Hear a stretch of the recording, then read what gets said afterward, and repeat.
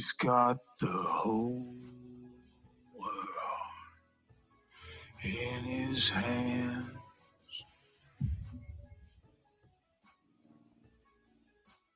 He's got the whole wide world in his hands. He's got the whole world in his hands. He's got the whole world in his hands.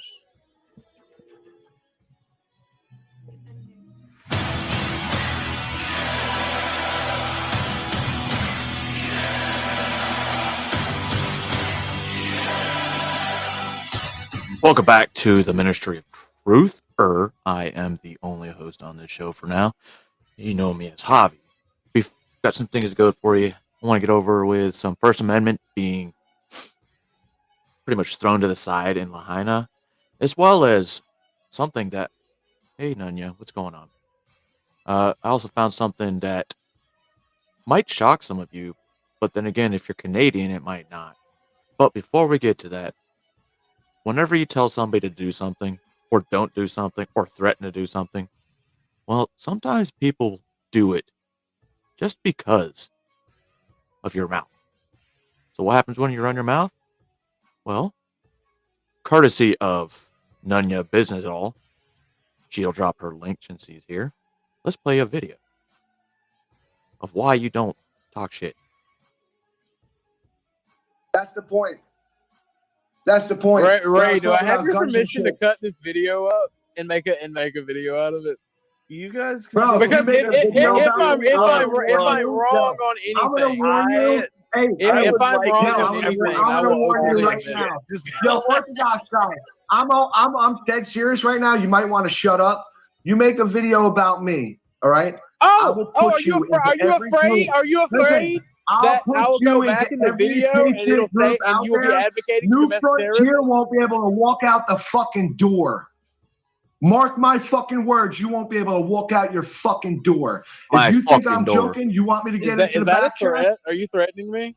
Yes, I am. Go ahead, call the cops. Yes, I am. I'm not going to call the cops. Weird. Hey, listen here, Fed. Sure you. I will. If you're threatening me, I won't call the cops. I can promise you, your organization is over. Oh. My organization. Well, it's not my organization, so what the fuck is he gonna do? Is he gonna take the Ministry of Truth away from me? Go ahead. Well, it looks like my Rumble decided to fuck up, so sorry, Rumble. I'm gonna have to load this later as an actual video. But let me go through and end it because I don't know what the fuck happened. Fuck.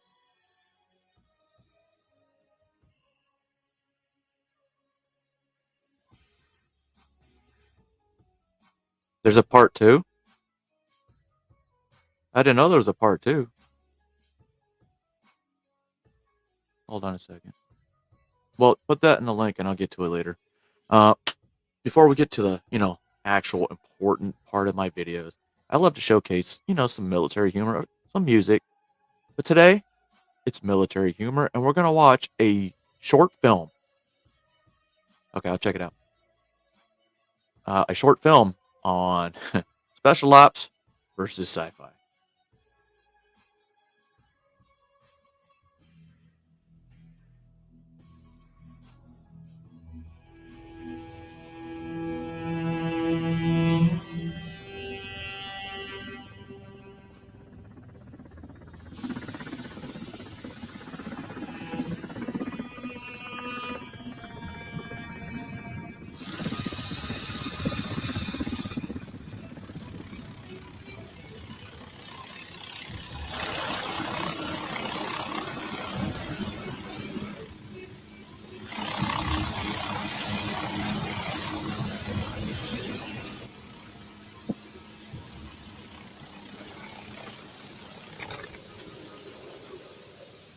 Command is Victor 7, wheels down. Victor 7, have you Lima Charlie. Sir, principal has just arrived on target. I can't believe those idiots actually showed up. Whoa, what idiots? I'm going to enjoy watching every single second of this. Shut up, General Cuck. Initiate sequence 1. Those are healthy.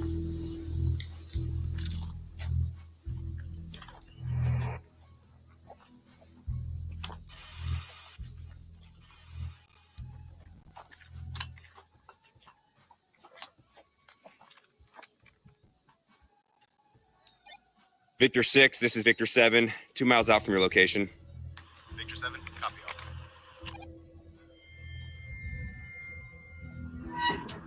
First off, I'm always here.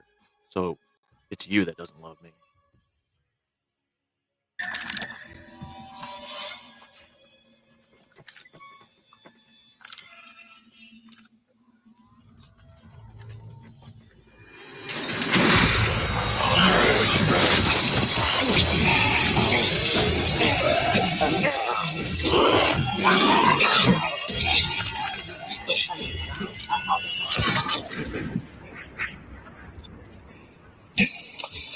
Yeah, that ring sucks a little bit.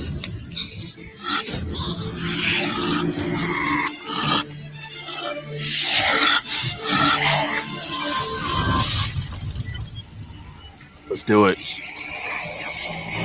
Oh, okay. I just realized I wasn't talking to us military. SOF is Special Operations Forces. So you got our SF, you got our Delta, you got our Rangers, you got PJs, you got JTAC, you got, well, whatever Marines call their shit today.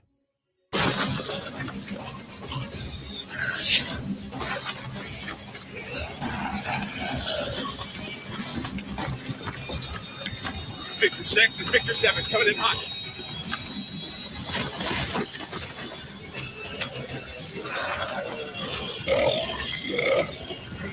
First of all, I was in Zoom twice yesterday. One got cut short because of a catch, and the other one because no one could hear me. So there's that.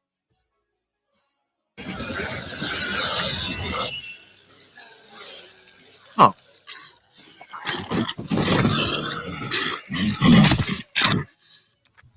Oh, they're the slow zombies. Oh, okay. That was new. Guys? Check like it says it. Hell yeah. Little to the left.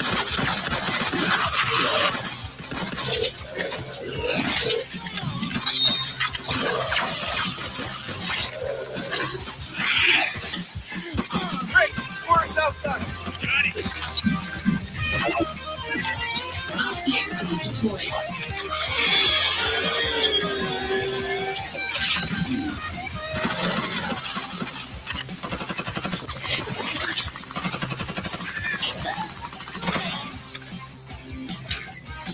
Get him.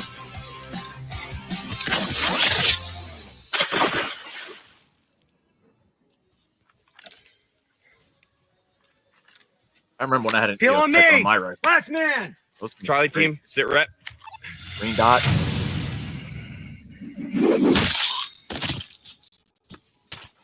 Charlie team's good.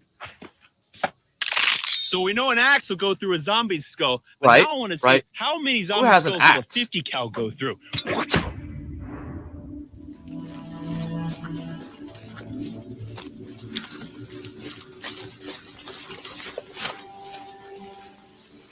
Everybody good?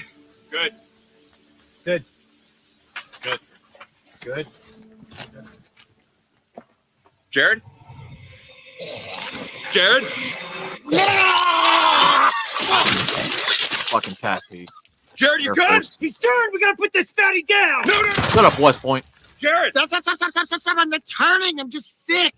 From what? I had 3 veggie omelet MREs. Come on, man. 3, 6. You're disgusting. One's enough. Stop. Stop eating your poop, Stop Jared. eating your puke. What's up, DJ Fruit Loop? Air Force dudes. Let's go.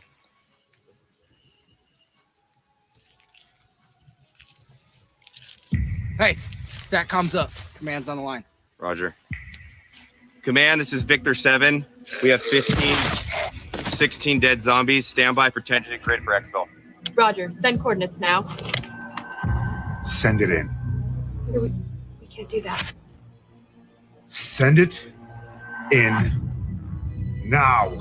In case y'all couldn't read that, his Sector 7, his name is General Cuck. Negative on exfil. It's coming. Say again. Say again. What's on the way?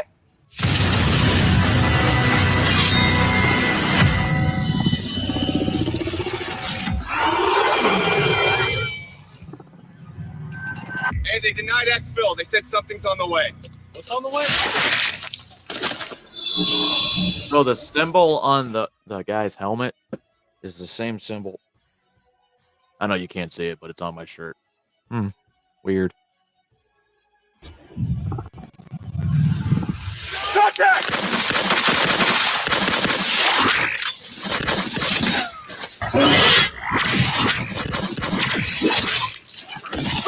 Everyone, stop it! Enough with the violence!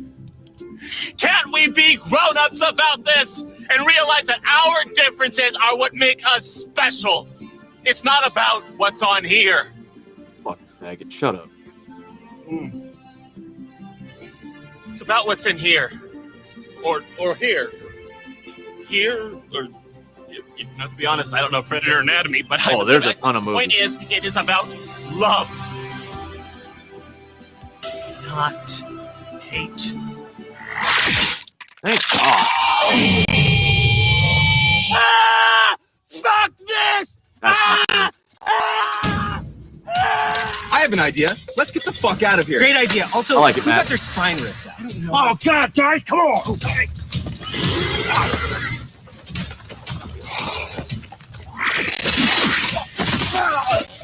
Run!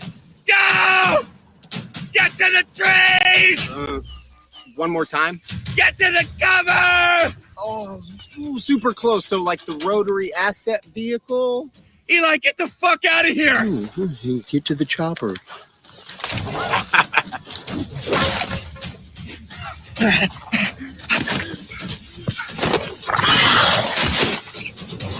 Wait for the twist, guys. Wait for the twist.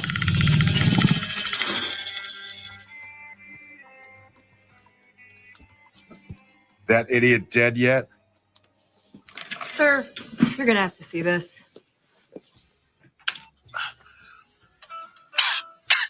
Did you ever look up at the stars and think that we're not alone in the universe? Oh, you're an alien! You're pretty cool, dude. Space weed is freaking crazy.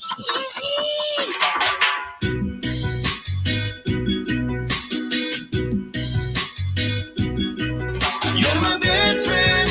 You're my best friend. You're my best friend I've ever had. You're my best friend. You're my best friend.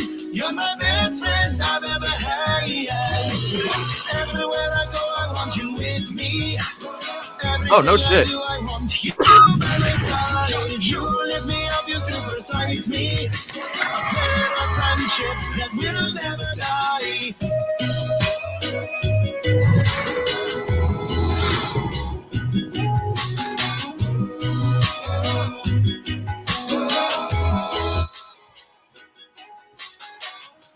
Tell those idiots to get back to base. Nah. Now. Roger, sir. I'll be at B-site. Fuck!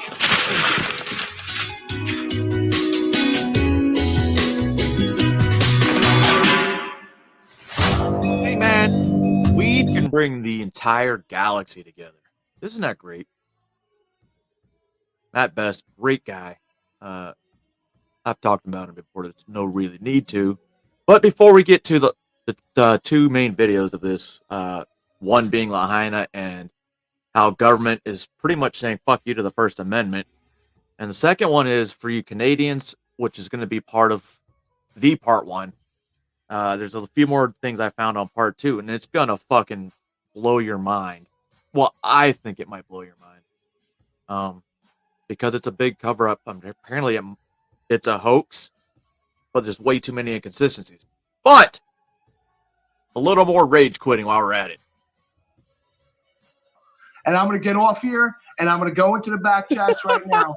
You may That's fucking pathetic, guy. You think I'm joking? You think Bring I'm it, fucking Rage. joking, bro? Rage! You think I'm fucking joking, motherfucker? Huh? Hold on. You think I'm fucking joking? Watch. Watch what fucking happens. You won't walk out your fucking door. Ooh. Fucking test me, you fucking piece of shit. Test me. Watch what fucking happens. I'm waiting. I can guarantee you, your front door won't walk out. No swatting, so that's a good thing. I swear to God. Watch. I'm going to the back chats right now. Have a fucking good night. Watch what happens. Oh my God. All right. Thanks, Mike. Thanks, Mike. Thanks for showing your rage, because all of us needed to see that. Now, guys know there's a thing called investigative journalism, and apparently it's a rare thing these days, because you have to, have a set of questions. You have to set up a time. You have to come in an interview. You got to get cleared. You can't just go reporting. Why would you do that? But that's the reporting. That's the journalism that works. That's the journalism that could have put Hunter Biden in jail, but it's going to be censored. And if you think it's not being censored, if you go look, there's a message sent from the White House trying to say every media outlet to turn this, make this impeachment look like shit. That's why the media is fucking covering it the way it is. And a chick from the Zoo kind of fucked that part up, but that's whatever.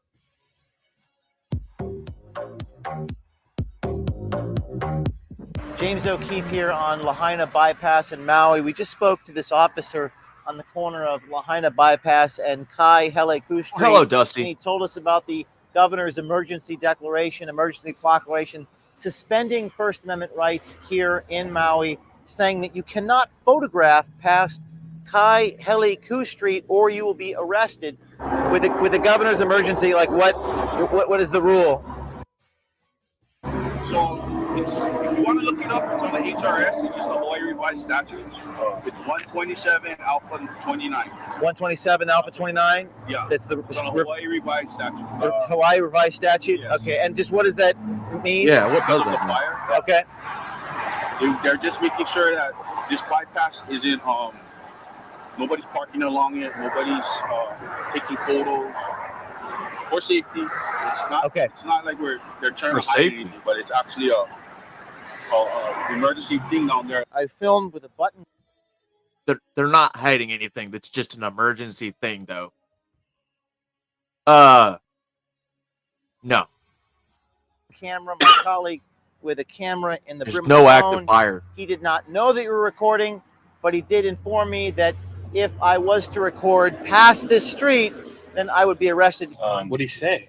Dude, he was all in. So he gave us the statute and everything. Yeah. He says you're not allowed to take photos from his point out. Yeah. With this emergency revised statute. He said from this road all the way, you can't stop. You can't take pictures of the ocean. You can't take any pictures.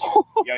And he from said this moment here, and I was like, where does the website tell us that this is the part? No photos of the ocean or whatnot. Yeah, they don't want nobody stopping on the side and taking photos. Got it. Does the website show us that rule or that law or not? I don't believe it does. He said from this road all the way that way, he goes, it's all military National Guard checkpoints. There's a checkpoint, National Guard checkpoint. Okay. You can try and check in over there and see if they'll allow you guys in there. All right, so you're looking at Lahaina right there. Downtown Lahaina. This is the zone where we're not allowed to photograph. The police officer telling me that I'm not supposed to be doing this. I could be arrested for doing this right now.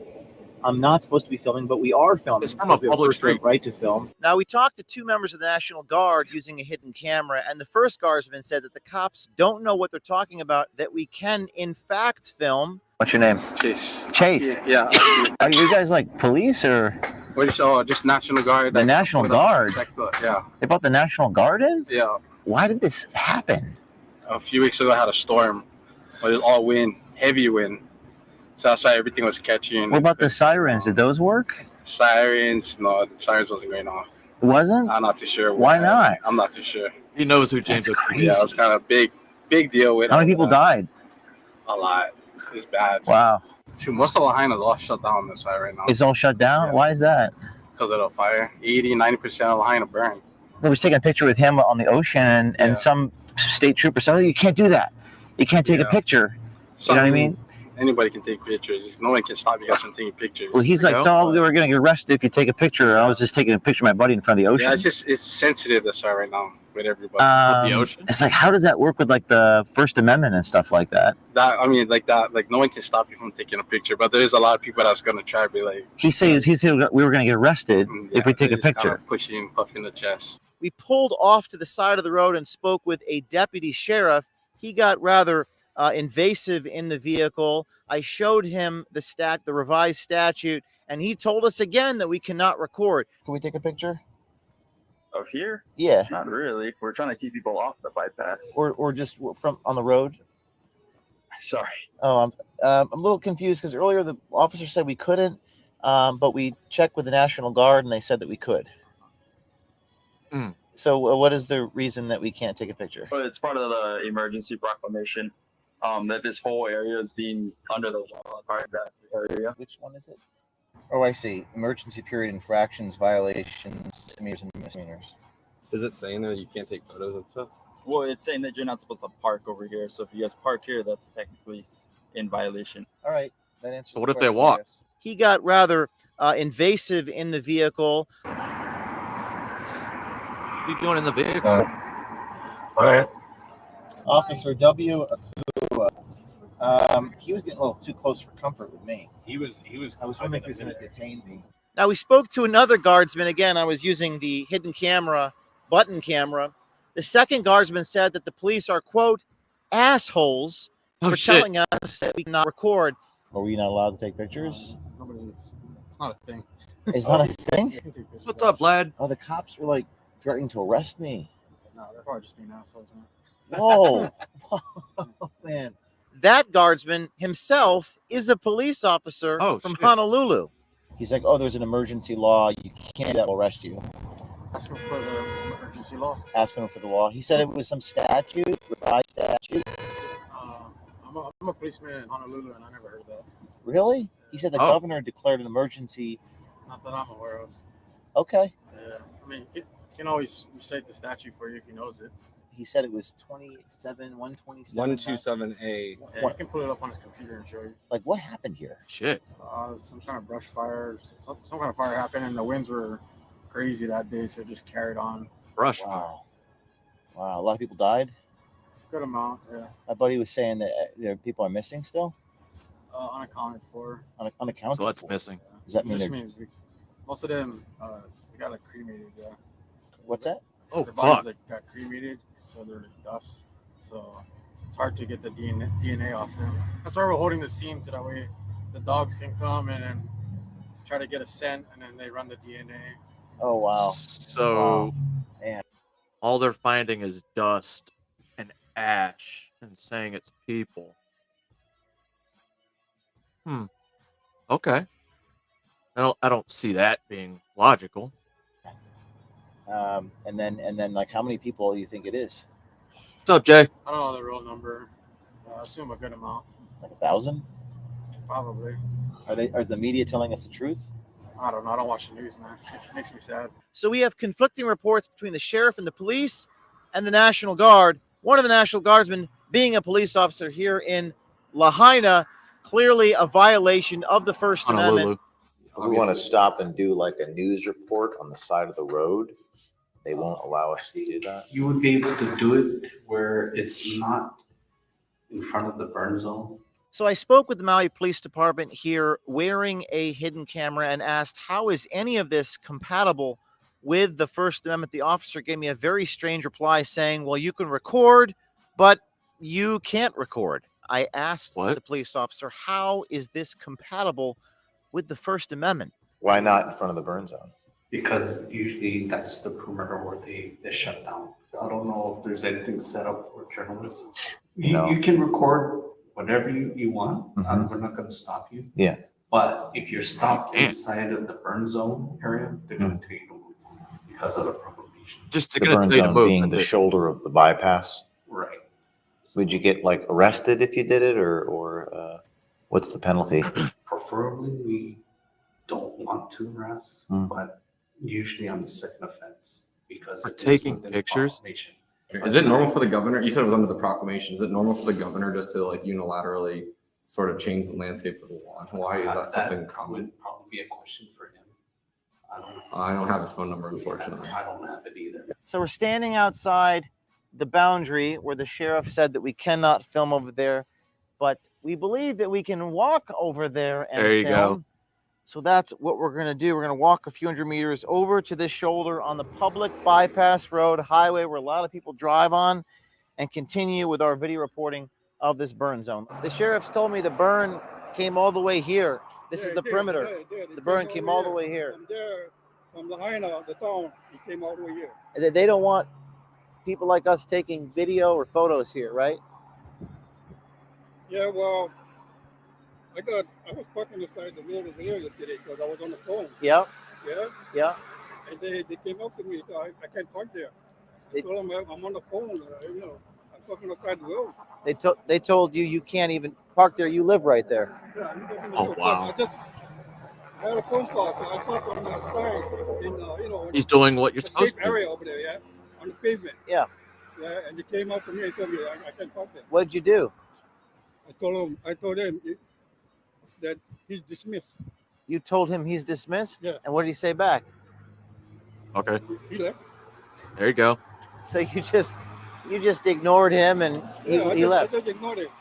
But then he moved, he parked behind of me and just stayed there. Was that a sheriff or an MPD?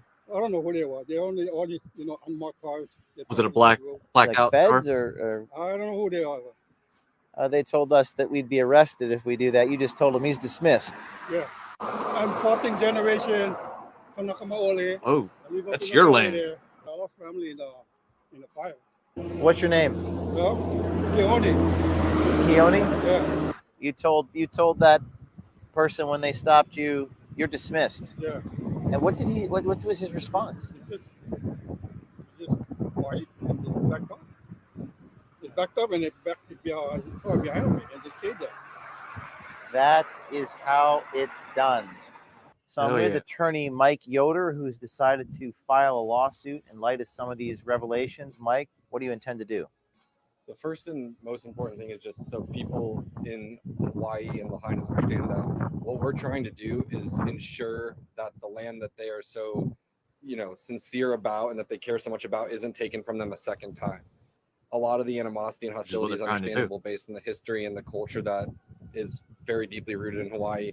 But if we don't have the freedom of the press, we don't have the freedom of speech, and people are kept in the dark as to what the government's doing and what is going on, then there's no way to ever have a people-led or people-controlled society. So the first step we're going to take down is the suppression of electronic media, make sure people are able to Hell speak yeah. freely. Second step is to take out the criminal provisions of people exercising their rights that are guaranteed under both the U.S. Constitution and the Hawaiian Constitution. And when are you filing this lawsuit? About 5 minutes from right now. And where are you filing it? Federal court.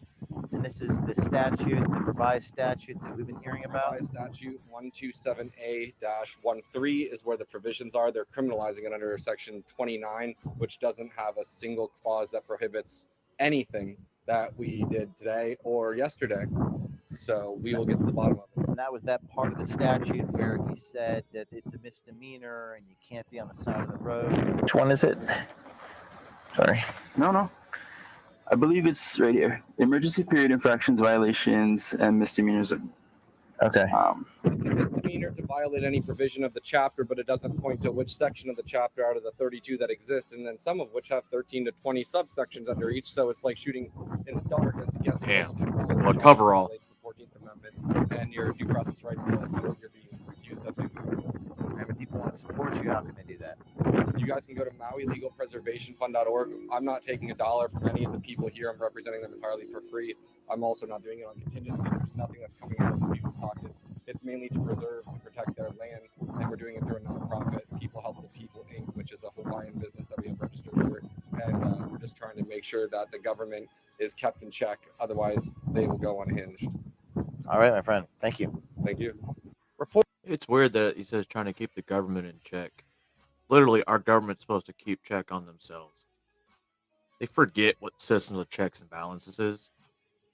And that's why we have the kind of fucked up country we have right now. Not the fact that our government is dumb, but our government's fucking dumb. Our government thinks you're dumb. But we're not. Another government likes to treat their people like they're really fucking dumb is a tyrant. His name is Justin Trudeau. But we're moving on to Canada, Laura. And we'll see. I sent you something, text message yesterday. I just read it this morning. Not really sure if I understood it because I wasn't really reading. But let's get into this. So apparently there's a bunch of schools in California, Canada, same thing, where schools were shut down and they found mass graves. And these mass graves were for the people of these schools / asylums, mainly indigenous people to California, so Native Americans. And they keep finding more and more mass graves. I think they come pretty close to 1,000 so far. But this documentary, I think I pulled it from a couple years ago, 2017, before they found these ones in 2020. Laura, maybe. So this is the beginning, where it all starts.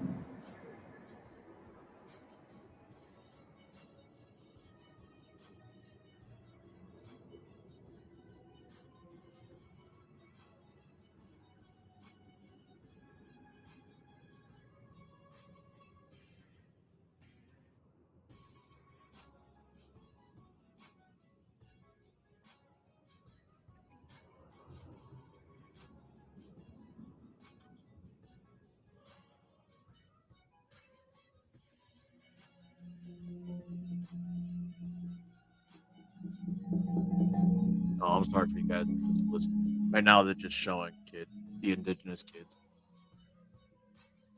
And they're all looking at the camera. They're looking at you.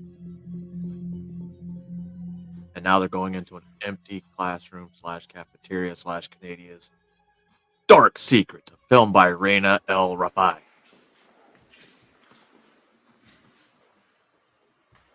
All right. Mohawk Institute, Indian Residential School. That's what they're called, residential schools. And denialism. Canadians, denialism. Anybody? My name is Roberta Hill. I'm from the Mohawk Nation, Grand River Territory. I'm a survivor of the Mohawk Institute Residential School. I was here as a student from 1957 to January 1961, and I came here with 6 of my family. A lot of bad memories here, that's for sure. These are really familiar to me. Yeah, they're called cubby holes. I used to play on these on the girls' side. That's not what they're for. I was playing down in the basement on the girls' side, and my mother had come up to the visiting area, and the little kids had said, "Your mother's here. You want to go see her?" And I ran. But when I got to the doorway over there, I froze right in front of the stairs, and I couldn't move. And I just stood there crying. And the more I cried, the worse it got, and I could see myself. I could actually, like an out-of-body experience, I could see this little girl crying. And it was me, and the little girl said, "Well, if you don't you love your mother, or don't you want to see your mother?" And I did. I really did. She said, "She's going to leave you. She's going to leave if you don't go see her." So at that time, I knew that she would go. Then things just kind of came back, and I just like tears. I just took off running up those stairs. And I went and sat on my mother.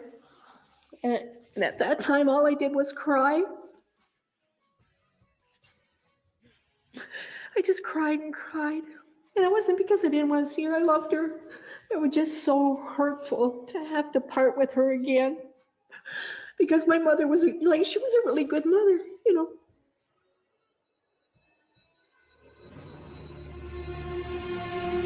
I would totally explore the shit out of that school. Especially in the dark. Nighttime. Catch some ghosts. Not much to say about good times here. They're all overridden by the bad. The bad is enormous. There's a tremendous amount of evil that went on here. So the whole institution itself was run by fear. So it was very regimented, more like a military style. You lined up for everything. You lined up for your meals. You lined up to go to school. You lined up to go to church. It was just like that, follow that routine. And you would be okay if you followed and didn't break the rules, you know, so you learn to follow the rules. Oh, I guess I should probably give a little more history. So these schools are set up to take these indigenous kids, separate them from their lives, and indoctrinate them into the Canadian, the white man, the mainstream. How do I say this? They want them to forget exactly who they were and where they came from. I didn't have the freedom as a child or as a young teenager. I was always kind of under the supervision of somebody. But we got up about 6 o'clock and we were sent down to it's called the playroom. And it was always cold in the basement. Early in the morning, still a lot of chill in the air. And yet they put us in a big cement room and we had to keep warm however we could. We learned all kinds of farm work. I worked on a farm so long that I picked up a certain discipline where hard work would get me where I'm going. And I think at some point there was somebody here that, I don't know if it was a kid or a supervisor, told me I would never leave here. You know, so that really stuck in my mind that I was going to be in this place forever. You're isolated. All you see is this world around you. This is it. That was my world. I didn't learn about all those other things that were going on until my adult life. I didn't know there was all those other residential schools. I don't think anybody in Canada knew that much. So it was kept very secretive. And yet when you start to look at every residential school across Canada, you find the same thing. I saw a bunch of them. Came to the Mohawk Institute when I was about 6 or 7 years old. And I spent 6 years here. I was picked up on an Indian reserve at Moravian Town and walking on a road. They just snatched his ass up. We were going to visit my grandmother one day, a nice July day back in 1955. There was 4 of us and 1 girl, my sister. And we came over that little rise over there and we were heading down here. And a black car pulled alongside of us. And we didn't know who it was at the time. The driver said, "Would you like a ride there?" We said no, we didn't know who they were. We kept on walking and they kept pace with us in their car. And they kept trying to get us to get in. And we refused for a couple hundred yards that way. And they offered us some ice cream and Jell-O at the restaurant in Thamesville. And I had ice cream. After we finished, we all loaded back up into the car, but they never went back the way they came. They went around away from the reserve. I fell asleep and I never woke up until we were coming up to the Mohawk Institute. But after I got old enough, I realized I was kidnapped. Like I said, my dad didn't know. The Department of Indian Affairs and the churches, they didn't care how they got the children here. So the government kidnaps children. The government reprograms the said children, i.e., I'm going to say grooming, into what they want Canadian citizens to be. Stop being an Indigenous. Stop remembering your past. Now you're one of us. One of us. one of us. I, Robot, guys.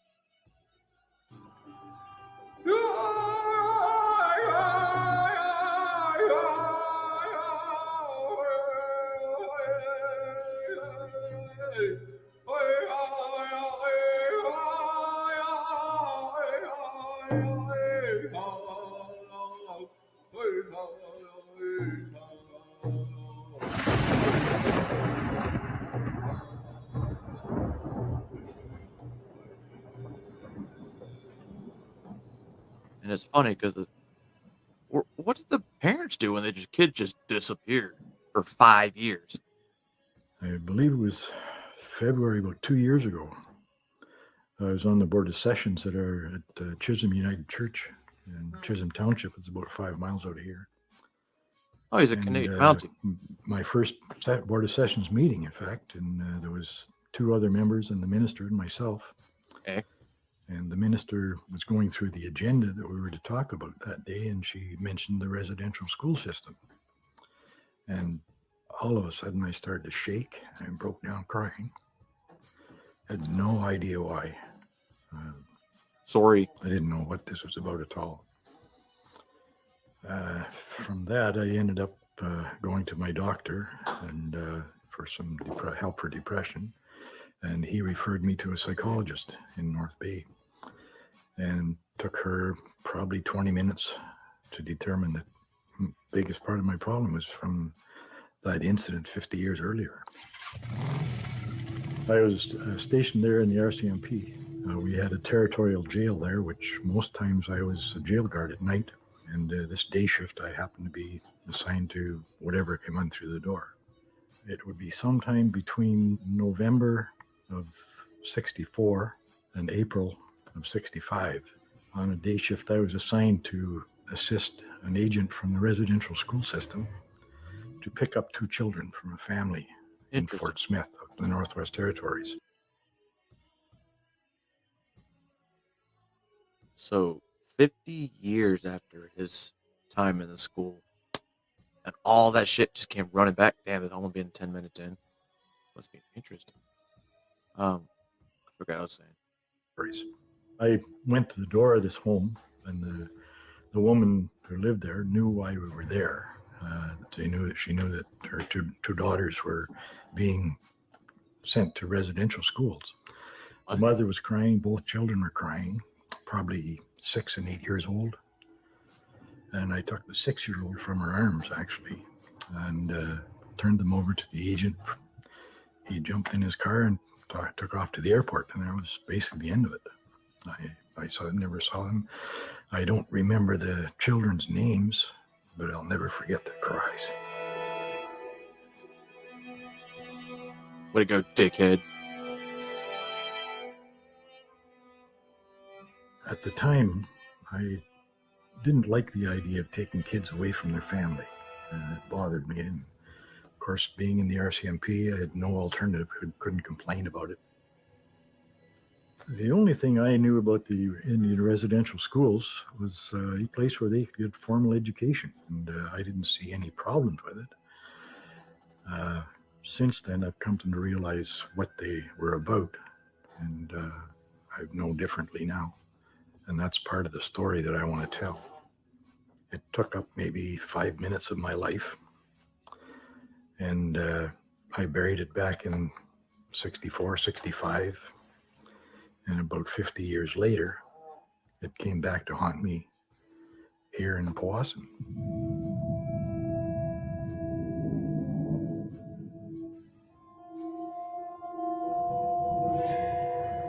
Don't worry, guys. This is 2017. He probably doesn't have, could be wrong.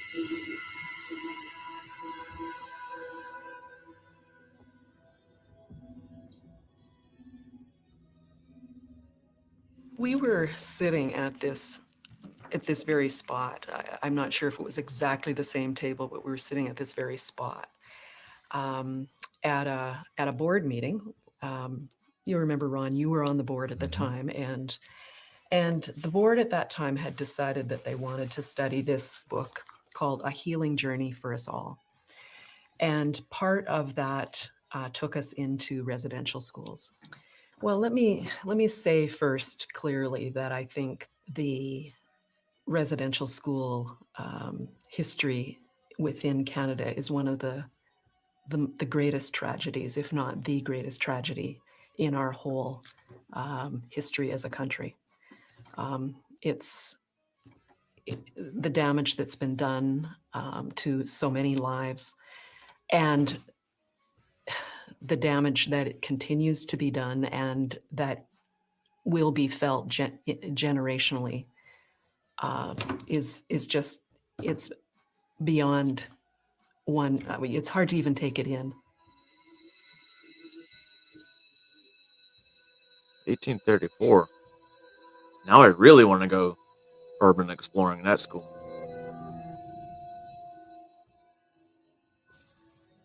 Residential schools are schools that were set up by the government of Canada, and there are other countries that have the same thing, but it was a policy that was put into place to bring as many Indigenous people as possible into these schools, to educate them into the European way of life, to take you away from your culture, your language, all your traditions, and that's what it's about.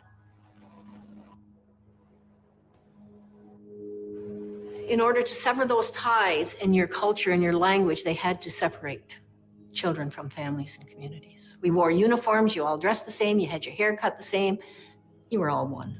And it was to one of us to make sure we didn't have any Indian left in us when there you go. They left here.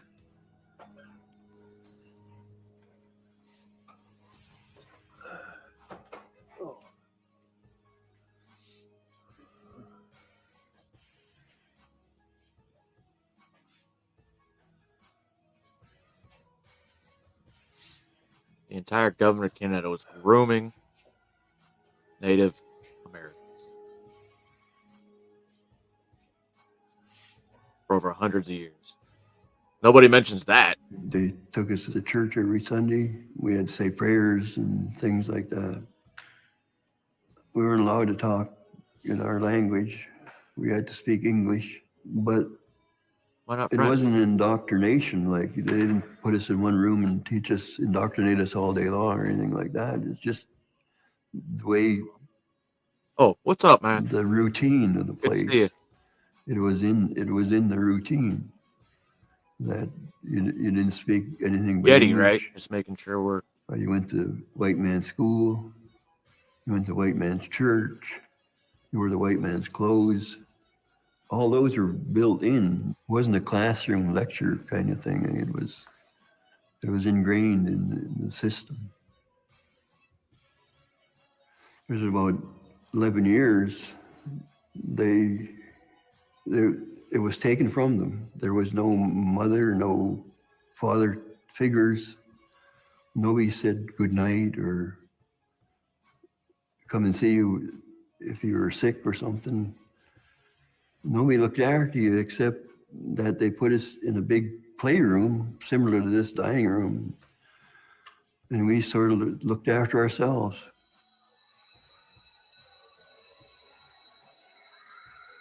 Why are they covering their head? Was that a thing in Canada?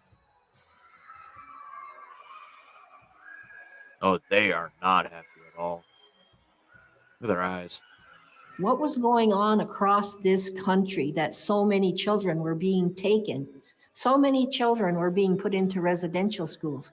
And my thing is, if they were such a wonderful school, they were models, everybody should have had them. Non-Native Europeans, everybody should have had a residential school, not just one race of people. It's a very racist policy, you know. But that's what the intent was. It was to kill the Indian and the child, and pretty much they've done it. So you get punished for being who you are.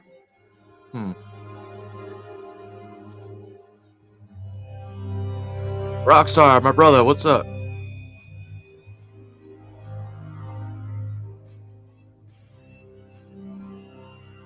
It's a school where we were punished for the least of infractions.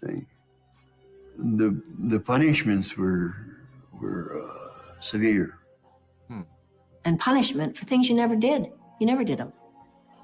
I I don't think I ever did anything wrong that would deserve a strap. Never. Oh, they And yet beat you the got fuck it. out of them, huh? You never knew it when you went over the line. Appreciate you, Rockstar. They let you know by giving you a beating. Beating sounds so simple, but it was more than that. It was terror, eh? That accompanied each beating. Fort Albany, when you have children put in an electric chair for entertainment or for punishment, those are crimes against humanity. Yep. And yet different things. And I've heard of other guys having electric currents. And they brought us into a place they called the press room, where most of the beatings went on, eh? And we went in there one at a time and got a good shellacking with a leather strap, eh? Like, everybody was afraid of it, but everybody knew they were going to get it sooner or later, eh? Just remember them crying. There was a lot of crying in this place, a lot of tears. And yet we find out it was like thousands upon thousands of children that were being abused. Despite the beatings and the ferocity of some of the beatings, we still defied the authority to run away.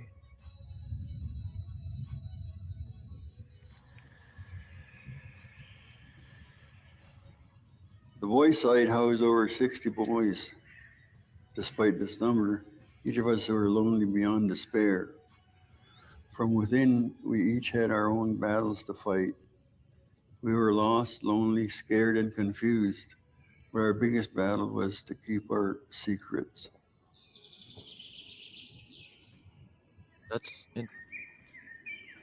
Our lives were shrouded in secrecy.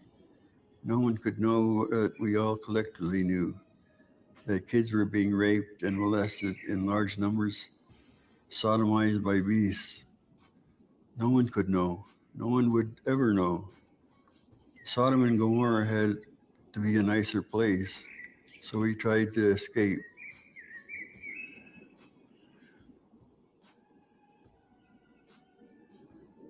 A carnal sin, what irony.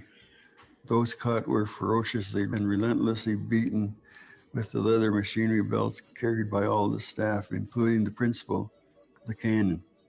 Beaten until their screams echoed out to the yards and in among the barns, down the laneway and up the city streets. Beaten until there was silence. That was the scariest. Despite this, we ran away. Good. I believe each of us tried to at least once to escape that boy's prison, the hellish place with demons all about.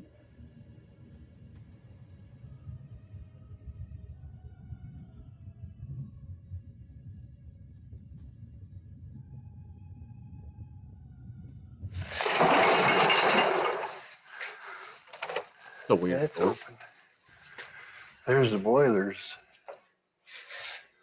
At that far end is where I got molested time and time again. Jesus Christ. Day after day. Boy, did I ever wish somebody would come by or somebody would miss me somehow. And nobody ever came. And I just came out of there feeling so dirty, rotten, low as you can imagine. And I thought every kid out there knew that I had what happened to me. But I think it all happened to them because none ever bothered me. None ever asked me what happened in there. So I think we all got it. I mean, they all one did. or other. They all had it done, right? But it was a nasty, dirty place.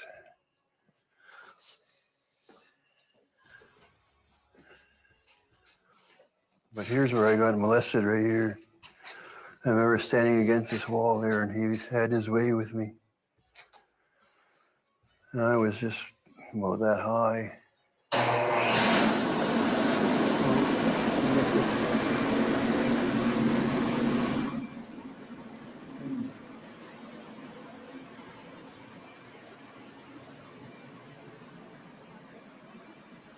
It's the time in my life when I felt so dirty and so all alone. When he had me down in the boiler room and he took my clothes off. And I was just standing there, a little guy, just disgusted at what he was doing.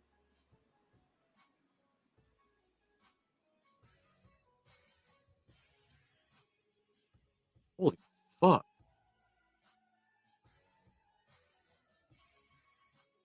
6,000 children perish in Canadian residential schools. Some estimate the total casualties to be higher than that number.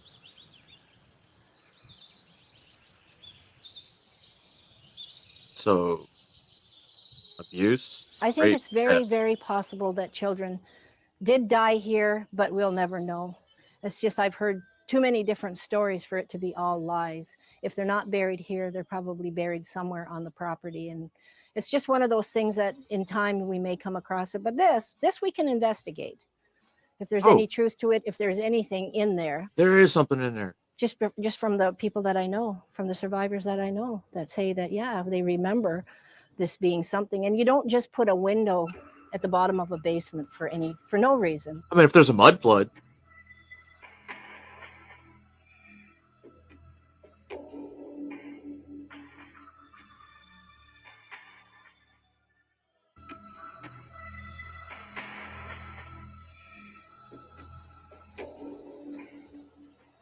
I like finding old friends, and Winnie is what I know her by from the residential school, the Mohawk Institute. When we first went in there, my sister and I were separated into groups, and I had one older girl that took me under her wing, and my sister Dawn, Winnie looked after her. Well, I don't, when I was there, I don't even remember going there. I don't even remember the people picking me up out of my home. I don't remember that. All I know, I was just there. So then I met this older person, this older girl. She kind of took care of me when I was growing up. And she told me when she's ready to leave, because she was in 12, 13, maybe 14, she said that she was going to ask her mother to come and get me and to take me home. So they took the kids between 3 to 5 years old, and they gave the kids back when they became teenagers, when the most influential parts of their development come through. So groom them, then put them back into the real world. Got it. To be her little sister. But that didn't happen because she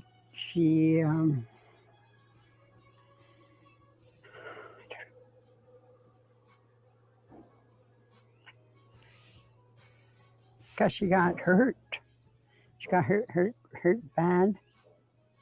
I think somebody hit her on a tree.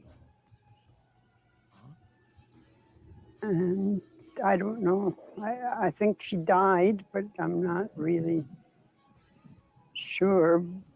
But I don't know. Well, anyway, I've been able to say in the last few years that they killed her. And I was there. I saw what happened to her.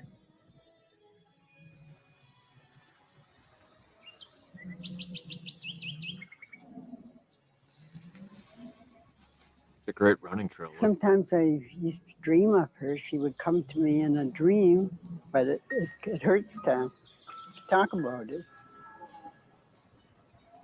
Because I remember her when she used to piggyback me on her back, and we'd run and play, and when I got hurt, she'd pick me up and she'd give me a hug and tell me not to cry. Like, why would she be doing that now? Shit's sad. After they smashed her in the tree. Oh. That sound, sometimes you can hear it on TV on the murder shows. That sound, that's a sound. Even if a glass breaks today, especially with agonal I'll breathing. Scream.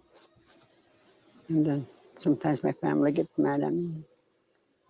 I said, well, I can't help it. I said, it's the sound. It scares me and makes me yell loud like that.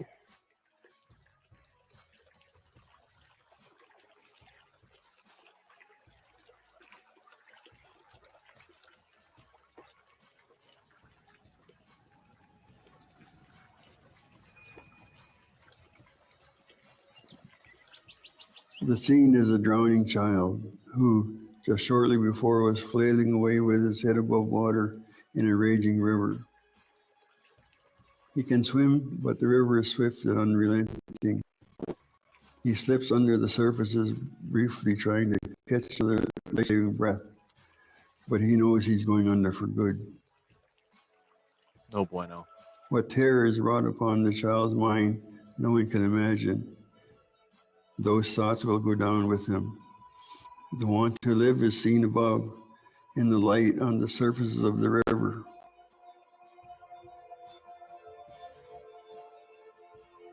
As he slowly sinks, his hair is silky and wavy, his arms still ever moving so slowly and reaching for no purpose except that his will tells him to reach up. The lighted surface fades and his body has no more movement except that of the current. He tumbles lifelessly along the bottom and into oblivion.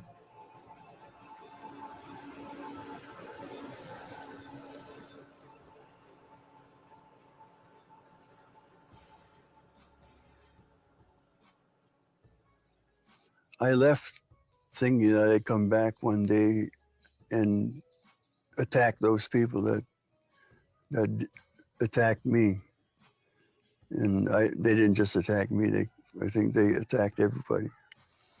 That's the common consensus so far. I wrote a book called Dark Legacy, and ever since I wrote that book, I don't have this great desire to go back anymore and beat them up. Story's out. You feel I better haven't about forgiven them, but they're not around to forgive. When I realize the effect that this type of government administration had on thousands of people in my time, it disgusts me that I'm a Canadian, and I always thought Canada was the greatest country in the world. And I'm ashamed to say I'm Canadian. Damn. Because of what my government has done.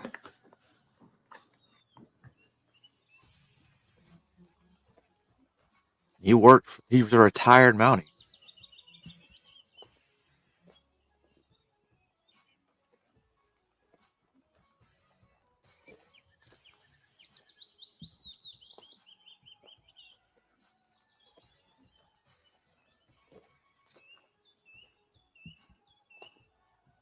The government wanted access to mineral rights, mining, lumbering, fisheries, all natural resources that Canada has. And they all are on native land, of course. They were here first. So the government, I guess, determined that rather than go to war with the natives, they would eliminate them. Maui residents?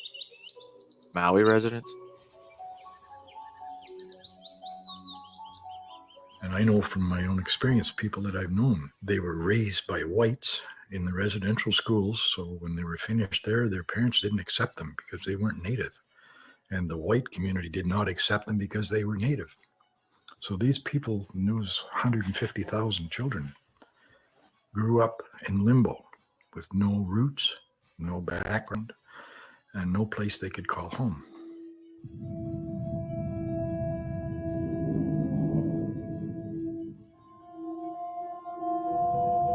I knew ahead of time when I was going to leave. I went to school that day, and it was the last day of school in summer. Everything seemed brighter then. The grass seemed greener, the sky was bluer. Freedom. And it was just a great day.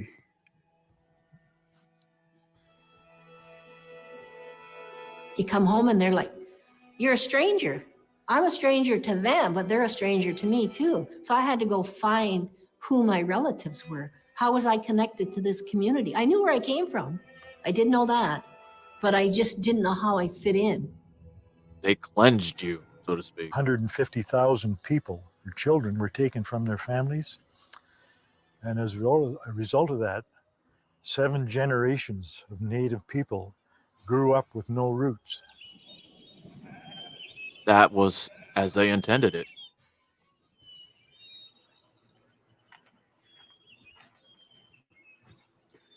This is my friend Carol Cucci, whom I've known for a few years, and appreciate her friendship and what kind of things she can tell us about her First Nations. So, having my father, my aunt, and my uncles gone to residential school, my father never discussed his upbringing. He was silent. The home that we lived in was silent around who he was and how he was raised. So prior to the age of 30, I had no idea or no understanding of what had happened to my family. And I knew that there was something up, like there was something wrong, but I didn't know what that was. When I was finding all of these things about residential school when I was 30, and my father had already passed away, my mother was still alive, and I started asking my aunt questions. I began to realize how strange everything was. And it began to see what those schools did and what the effect that we had and why my brothers and I had struggled so much with our emotional life. This was wrong. To take children away from their parents and herd them into a school against their will. It just blew me away. And then when you had the courage to stand up and say that this was wrong and that you knew it was wrong when it happened, instead of standing up and said, I witnessed this and it didn't look that bad, I can't tell you what that does for people. I really can't. And I don't care what bad things you might have done in your life, Ron. I know it wasn't a whole lot because you're a good person. They were erased by that.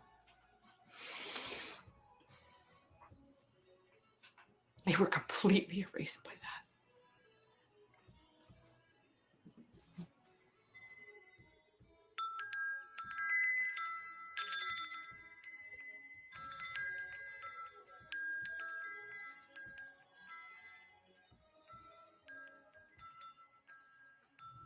But what you don't hear about is what happens to adult people when their kids are ripped away. And those kids come back broken, but they come back broken to adults that are insane. And that's the other half. So nobody is okay.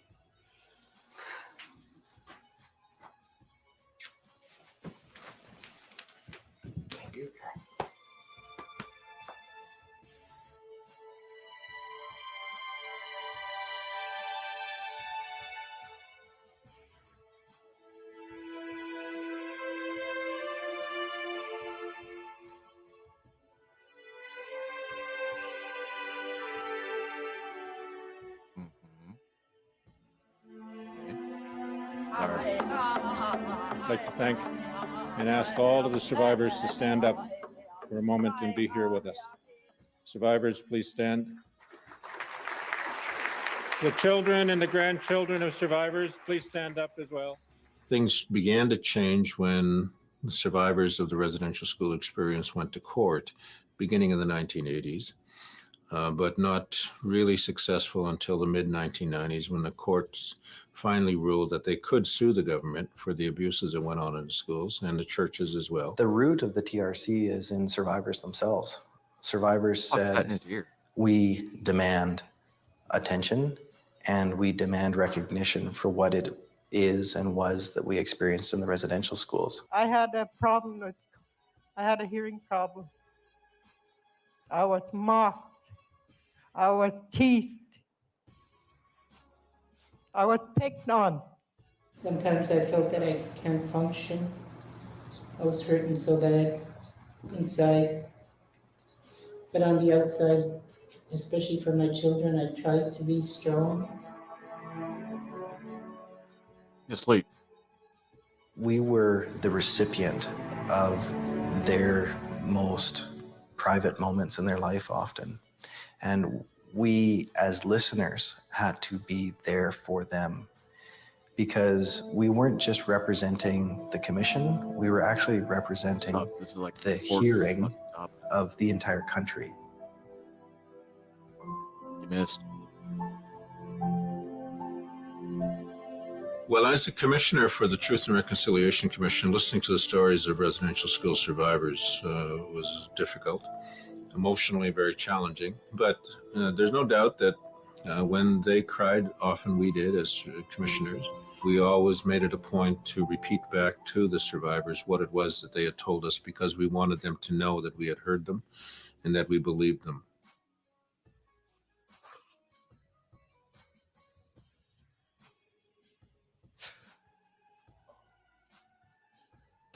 Before anything happened to me, I want to apologize to my family for what I put them through.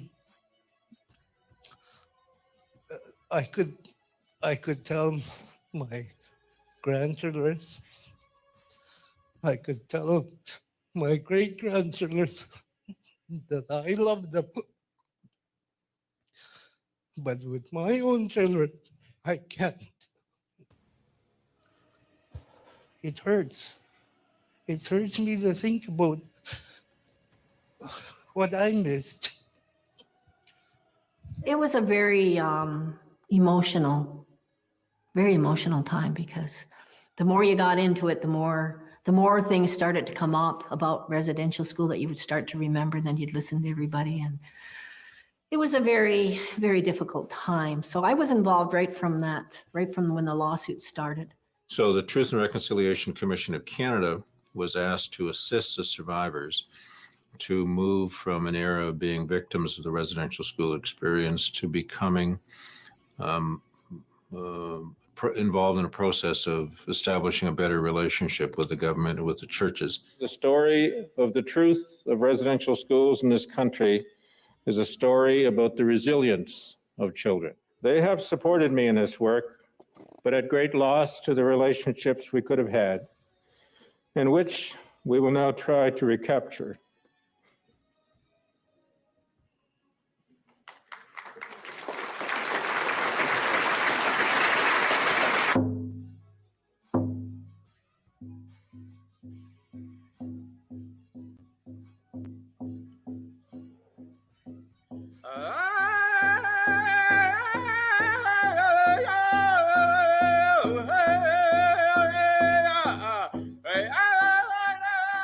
Residential school survivors, Reawaken Canada.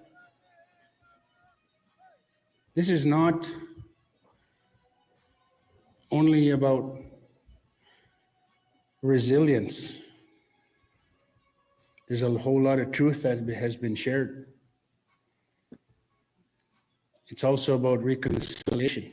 And there's not going to be any truth and reconciliation in my time or in your time. It's going to take 2 or 3, 4 generations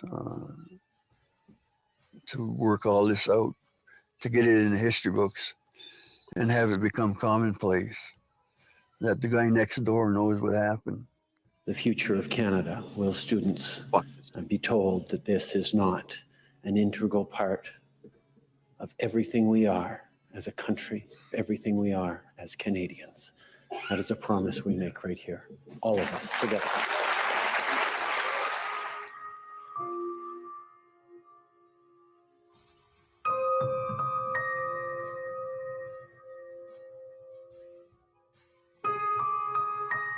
It was the closing ceremonies of the Truth and Reconciliation Commission. Had a 5-kilometer walk from Gatineau, Quebec to the City Hall in Ottawa. There was approximately 7,000 people participating. Many natives, many non-natives. There was different church groups, civic groups, and people just bringing their families out to participate and support the native communities. By the time the commission's work ended, almost 7 years later, that we had established the credibility of the commission, not only in the eyes of survivors, but in the eyes of the country. the Truth and Reconciliation Commission has brought an image of Canada forward that now includes this history.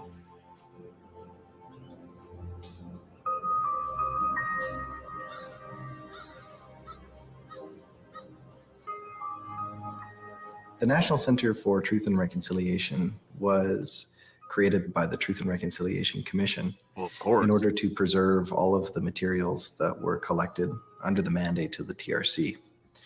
But more than just preserving these materials, survivors right across the country have asked us to ensure that their statements and the other material that was collected finds their way into the hands of educators, into the hands of researchers. So we have a very important and critical role in continuing to expose the truth, ensure Canadians understand the truth of what's happened in this country, and further contribute to ongoing understanding, healing, and reconciliation in this country.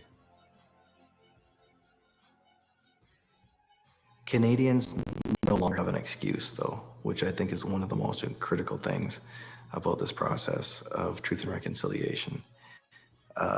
The I don't know or I didn't know really is no longer defensible.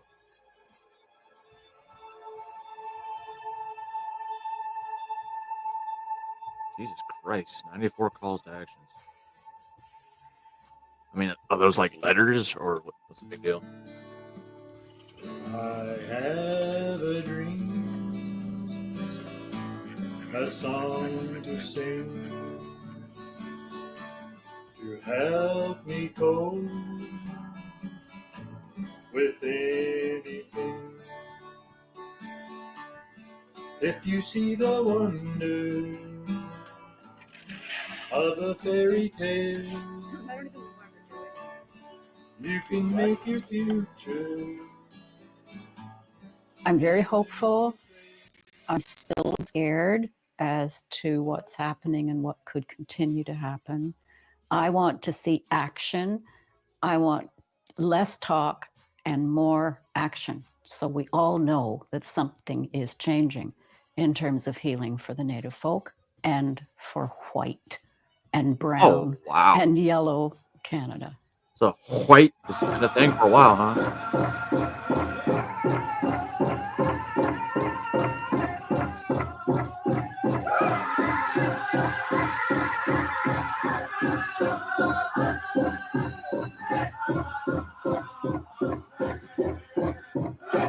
Right behind Walker Stonefish, we have a Hitman dancer.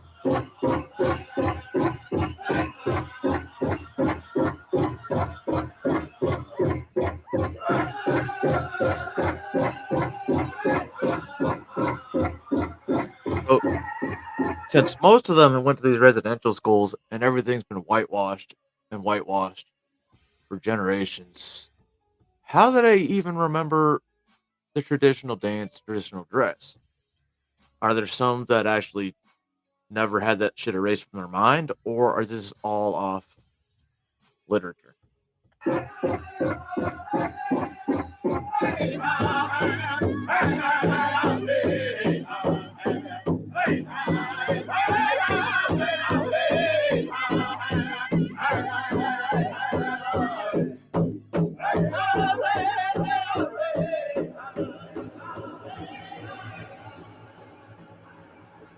Everyone there is unique. They're expressing their culture and the good and genuine things about it. The color, the outfits, the dances, the songs. Can't sneak up on anybody with those.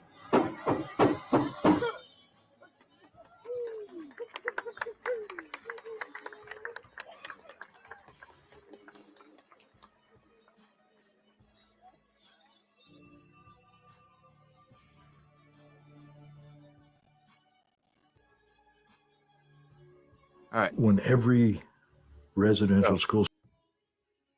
Basically, what they're talking about, they took kids from their parents or off the streets that were of Native American or Indigenous, however you want to say it, put them in these residential schools, or the parents had to give them up to these residential schools, And the purpose was to indoctrinate and make them forget about their past so they can create a new Canada. And along those schools, obviously there was abuse, there was sexual assaults, there was molestation going on. But that was in 2017 when that thing was released. Now, a couple years later, which I'm not really going to get into until the next episode, but I'm going to show you what just came out 2 weeks ago, and then you guys can wait for the next episode to see why this one came out. New developments regarding a 2021 story out of Canada. At the time, reports said there were mass graves of Indigenous children found at residential schools in the North American country. Some of those schools were run by the Catholic Church. According to a new report, the recent excavation of 14 alleged burial sites unearthed no human remains. We go now to Colin Flynn, EWTN News Vatican correspondent. Colin, great to be with you. First off, can you tell us more about these new developments in the story that we just mentioned? A very good evening, Tracy. Yes, indeed, I can. Well, 2 years ago, after stories dominated the headlines around the world about alleged mass graves of Indigenous children at former residential schools right across Canada, it is now believed that the stories of these mass graves could be false after excavations have turned up no human remains. And you'll remember Pope Francis, he traveled to Canada last year. And indeed, I went on that trip with the Holy Father. We reported on it extensively here on EWTN. There in Canada, the Pope apologized for the Church's role in the residential school system and the reported abuse of many of its members. The Canadian Prime Minister, Justin Trudeau, demanded that the Vatican apologize for its role in the scandal in relation to the mass graves. Well, 2 years after the original stories of the mass graves broke, a series of recent excavations at suspected sites has turned up no human remains. Now, this has led many academics and politicians to say it's further evidence that the stories are unproven. Oh, Indigenous so people, also known as Pine Creek First Nation, they excavated 14 sites in the basement of Our Lady of the Seven Sorrows Catholic Church. That's near the Pine Creek Residential School during a 4-week period this summer. And eventually, the chief of the group, Derek Piniak, he went on record, held a press conference and said that no remains were found. So, Colin, what's been the reaction around the world to these new revelations? Well, sadly, Tracy, there hasn't been much coverage of this update of the story, especially when you compare it to the coverage of the original story that there were mass graves. If anyone at home now Googles Mass Graves Canada, you'll find thousands of results of networks and outlets reporting on the suspected mass graves, some even putting estimated numbers on the amount of children supposedly buried. And this story, Tracy, was covered all over the world on TV, radio, in all newspapers, reported as fact, by the way, in many cases. For example, at the time, the BBC interviewed an Indigenous chief who said that the residential school policy was, quote, designed to kill, and we're seeing proof of that, end quote. There was never any proof, and statements like this went unchallenged. And in Canada, there was a 260% rise in Catholic hate crimes. Churches were burnt down, priests and nuns suffered abuse on the streets, and online there was a huge amount of abusive posts towards the church. But, Tracy, if you search for the recent update of the story, that excavations have been carried out, and so far, no human remains have been found, you'll see that only a few outlets seem to have picked up on the story. One of the voices responding to the news is Jacques Rouliard. He is a professor emerite in the Department of History at the University of Montreal. And he said, quote, I don't like to use the word hoax because it's very strong, but there are just too many falsehoods circulating about this issue with no real evidence. He went on to say, too much was said and decided upon before there was ever any proof, end quote. Yeah, definitely more questions than answers on this right now. Colin, take us back to 2021. I mean, how did the allegations come to light in the first place? And also, what was the reaction? I mean, you mentioned some of it, but what really was the reaction at the time? Well, there was in May 2021, that's when the first stories come out. It was another Indigenous group. They claimed that they had made a shocking discovery of mass graves of around 200 Indigenous children. They were using ground-penetrating radar at a residential school in British Columbia. They named these children, they even put a name on the children, their group called the missing. Now, the radar found what are labeled anomalies in the soil, but there was never any proof of actual human remains. But the story, like I said, was picked up. It spread like wildfire across the world, reported, again, as I said, as fact in many places, especially on social media, where people were outraged. And there was this image portrayed of the residential schools and the people who worked there, namely Catholic priests and nuns. The outrage, in fact, was so high-pitched that a former Canadian Attorney General called James McRae, he had to resign from a government panel just because he was skeptical at the time of the claim about these mass graves in the first place. He said, quote, "The evidence does not support the overall gruesome narrative put forward around the world for several years, a narrative for which verifiable evidence is scarce and even non-existent," end quote. He was forced to step down because of that. Now, it's important, Tracy, to point out that there still are a number of other alleged sites of mass graves that have not been excavated, and there's no set dates to work on these sites. And we do know from speaking to many Indigenous former residents of the school, some even who I spoke to when I was there, who told me of a system where children were separated from their families for extended periods of time. There was assimilation, meaning that they were not allowed to learn about their Indigenous culture or history. They weren't allowed to speak their Indigenous language, and so on and so forth. But then again, Tracy, when I was there and we saw it in our reports on EWTN at the time, there were other Indigenous people I spoke to who had warm, fond memories of their time in these residential schools and spoke about the nuns and the priests that they encounter. In fact, one Indigenous man I remember speaking to, he told me that he couldn't understand the claims that were being made by others, again, because of his warm memories of being in these schools. But at the moment, Tracy, that is the update on this story. We'll continue to monitor it as it develops. But for just now, it's Colin Flynn here in Rome. Colin Flynn in Rome.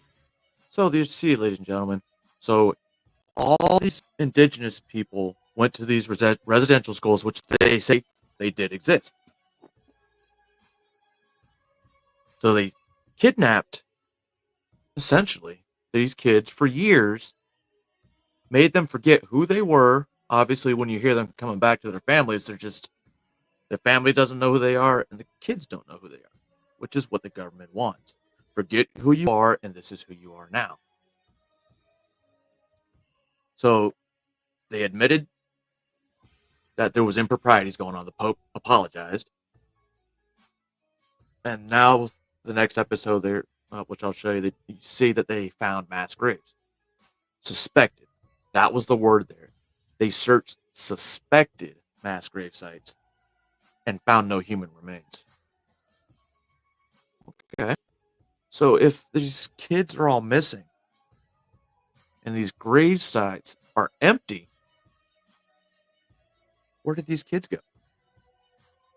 Were the ones that were not sent back to their families and didn't escape? I mean, you're already abusing them in the school. What's to say that maybe you didn't send them elsewhere? But I'm not telling you how to think because that's crazy. I'm crazy. We're all a little crazy. I'm just telling you to think. That's the first part of the series, which I wanted to do because that specific story I picked, not only was it from Al Jazeera, which is probably one of the best news sources out there, it was done in 2017. And you heard stories of abuse. You heard stories of murder. And then you heard that story, what I just showed, where they said, there's no mass graves. These mass graves are empty. Rah!